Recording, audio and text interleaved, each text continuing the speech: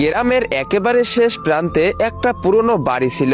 সেই বাড়িতে থাকতো 6 বছরের ঠুংঠুংয়ের ছেলে আর তার মা সুশীলা। ঠুংঠুং শহরে মজদুরির কাজ করতে গিয়েছিলেন। যাওয়ার সময় ছেলেকে কাঁধে বসিয়ে বলেছিলেন, বাবা আমি তাড়াতাড়ি ফিরবো আর তোর জন্য মিষ্টিও নিয়ে আসবো। ছেলেটি নিষ্পাপ ভাবে জিজ্ঞেস করছিল, কিন্তু বাবা আমি কি করে বুঝবো যে তুমি ফিরে এসেছো?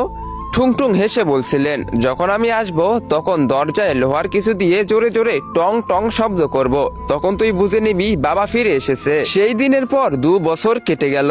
কোনো ফোন নেই, চিঠি নেই, খবর নেই, কিন্তু গ্রামবাসীরা মা আর ছেলেকে দেখলেই ফিসফিস করে বলতো, মনে হয় ঠুংঠুং আর কোনোদিনও ফিরবে না। বেচারা সুশীলা আর এই বাচ্চারা বড় অসহায়, কিন্তু ঠুংঠুংয়ের ছেলের বিশ্বাস ছিল যে তার বাবা অবশ্যই আসবে। তাই সে রোজ সন্ধ্যায় সূর্য ডুবলেই ঘরের বাইরে থালা আর একটা চামচ নিয়ে বসে আলতো ভাবে বাজাতো।